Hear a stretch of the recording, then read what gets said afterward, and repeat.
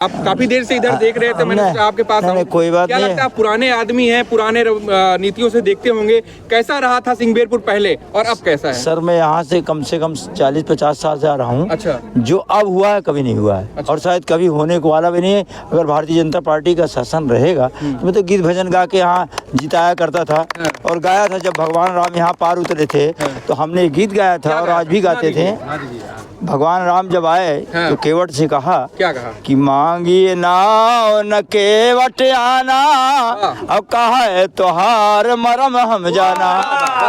तो हम लोगों ने कहा, हमारे केवट ने कहा, हमारे निषाद राज जी ने कहा, मैं भी निषाद, मैं कैलाश निषाद जी, तो मैंने गीत बनाया। मैं खुद गीत लिखता हूँ, खुद गाता भी हूँ। गा दीजिए एक आध गीत। अरे पार गर जाना चाहो सुना रघुरैया, पार गर जाना चाहो सुना रघुरैया, कहूँ कर जोड़ कर मुझे लगता है डर, पग धोवन दो। क्योंकि प्रभु सुना है कि आपके पाँव के छू जाने से एक पत्थर वो नारी का रूप रख लिया। अगर मेरी नाव कहीं नारी का रूप रख लिया तो मेरे घर में एक घरवाली है, ये दूसरी घरवाली मैं कहाँ लेके जाऊंगा? इससे मेरा गुजारा होता है, मेरे जन्म जन्म का धंधा है। बोला केवट सुन रघुराई, डर है हमको भारी, पत्थर से तुम नारी बनाए, नाव न बन जाए नारी। अरे नैया नारी गर हो जाए, बिगड़ेगा सब काम हो। क्योंकि दो औरतें हो जाएंगी कहाँ जाएंगी? बिगड़ेगा सब काम हो। अय प्रभु जन्म जन्म का मेरा धंधा रघुरैया, जन्म जन्म का मेरा धंधा रघुरैया, कहूँ कर जोड़ कर मुझे लगता है डर, पग धोवन दो। प्रभु आपका जादू खत्म हो जाए ना उतार देते हैं, कोई चिंता नहीं। प्रभु जो आज हो रहा है वो शायद मैं समझता हूँ कि आने वाले दिन में कभी नहीं था और आज है, कल होने की संभावना। अगर बीजेपी है तो और बढ़िया होगा, अगर बीजेपी नहीं है तो कुछ भी नहीं होगा। दावे के साथ अच्छा ये बताइए दादाजी, जैसे देखा जाता है कि ये मतलब प्रभु श्री राम ने हमेशा से छोटे तबकों को से उठाए, जैसे सबरी माँ को ले लीजिए या फिर सबरी के जूठे बैर भी खाए प्रभु राम ने, और केवट जी से मतलब पैर धुलवाए, फिर नाव पार करे, उनको इतना सम्मान दिया केवट जी को। वहीं पर लोग कहते हैं कि जो राम के सेना वाले हैं वो हमेशा से दलितों को और जो छोटी जात के छोटी तबके के लोग हैं उनका विरोध करते हैं, उनको नीचे गिराने का काम करते हैं। ये तो सर बात ये है ना, समझ अपनी अपनी है ना। कोई कहता यहाँ से वहाँ तक है, कोई कहता यहाँ से वहाँ तक है, कोई कहता वहाँ से यहाँ तक है। आदमी समझता वहीं तक है जिसकी समझ जहाँ तक है। अरे वाह, उनकी समझ ही कुछ ऐसी है, जो समझते नहीं उससे रखे थे। दूसरे को दोष देना तो बड़ा अच्छा लगता है। अरे आपको हमने उंगली दिखाया, 3 उंगलियां हमको करी, तुम दोषी पहले अपने को तो देखो, पहले अपने को देखिए। इसलिए अच्छा एक आध गीत, इतनी सारी जनता है यहाँ पर, एक आध गीत और आपके माध्यम से जो दर्शक हैं हमारे वो भी सुन लेंगे और जो यहाँ हैं वो तो सुनेंगे ही, तो एक आध गीत और सुना दीजिए, मन बहल जाएगा थोड़ा दर्शकों को और माहौल भी खुशनुमा है। क्योंकि प्रभु श्री राम और वो भी सिंहबेरपुर में प्रभु श्री राम जी और निषाद राज की प्रतिमा का अनावरण होना है, वो भी मोदी जी के हाथों द्वारा। कैसा लगता है? एक आध गीत ढका दीजिए इसी बात को।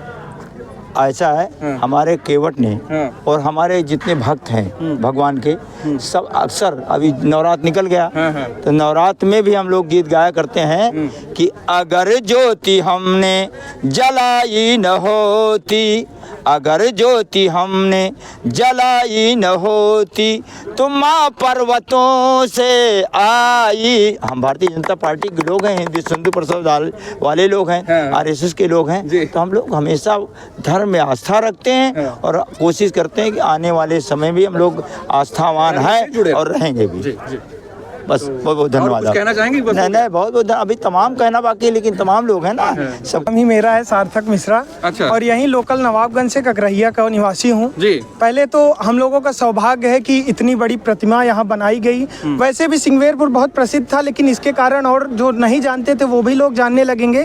लेकिन छोटा सा एक कष्ट है लोकल होने के नाते, अगर आप कहें तो मैं यहाँ बिल्कुल कष्ट यही है कि यहाँ जो लोकल या छोटे नेता या ब्लॉक प्रमुख, जिसको भी डायरेक्ट मैं कहूँगा, कोई डर की बात है नहीं। बात यही है कि जो यहाँ की सफाई है, आप घाट पे जाएंगे कभी भी, डेली बेस में सफाई 0 है। मैं हृदय से थोड़ा सा दुख भी होता है कि मोदी जी आने के नाम पे आज वहाँ पेंट किया जा रहा है, कल दरवाजा लगाया गया है, काई अभी तक परमानेंट थी। कहा जाता है कि 100 करोड़ की लाइट पास हुई है, लाइट 4 ठू लगी है, क्या लगी क्या नहीं, यहाँ के लोकल लोग ही यही आपको बता सकते हैं। अगर गलत हूँ तो लोकल लोग जानते हैं, वो विरोध करेंगे।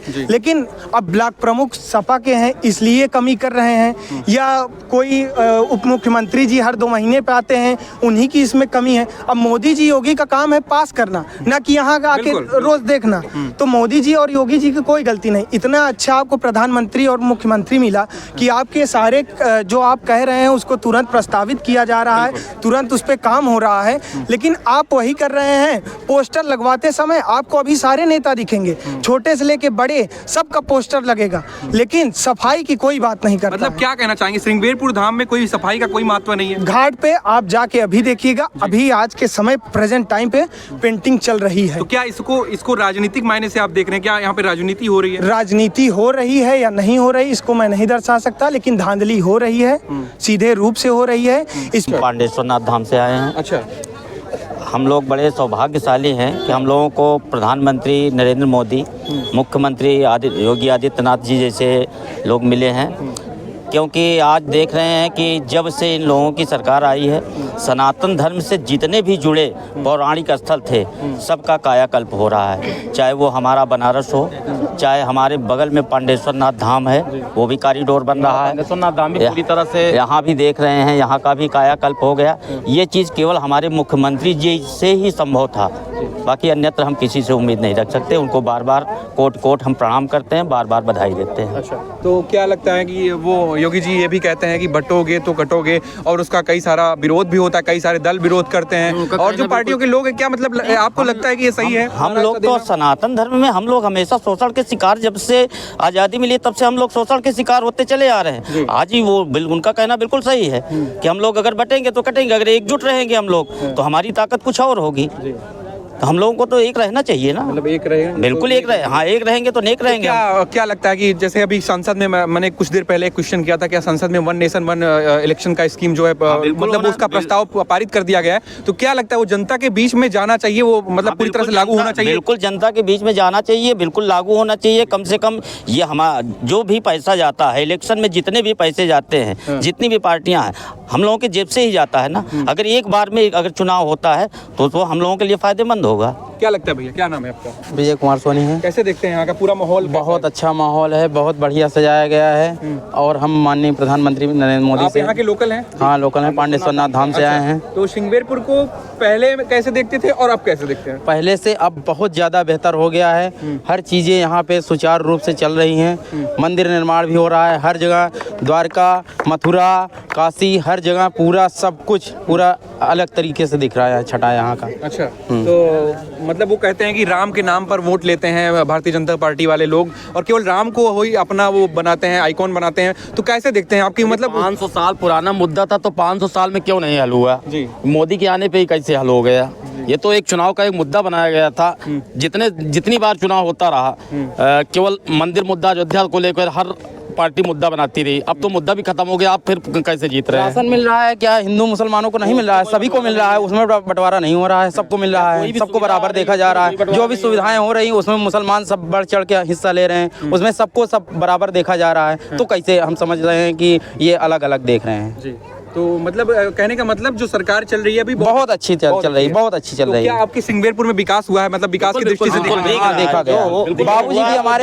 बाबूजी भी हमारे अयोध्या में कार सेवक में वो भी कार सेवक थे, वो भी काम किए हैं। ये भी कार सेवा में हम गए। दौर कैसा था कार सेवक का? वो दौर तो जी बहुत भयानक था, बहुत भयानक था। वो तो हम लोगों ने अनुभव किया है, वो दौर बहुत भयानक था। अभी केशव प्रसाद मौर्य जी आ रहे हैं, जहाँ भी, चाहे इलाहाबाद में आनो चाहे यहाँ, सही चीज है। हम लोगों के साथ केशव जी हम लोगों के साथ शाखा लगवा चुके हैं, तब वो कुछ नहीं थे। हमारे इस्माइलगंज बाजार में हमारे साथ शाखा लगवाए हैं। आरएसएस में थे, आरएसएस से उस समय सक्रिय कार्यकर्ता थे। मतलब भारतीय जनता पार्टी और सपा की सरकार में जो आपकी नीतियां हैं उनको कितना नंबर देना चाहेंगे 100 में से?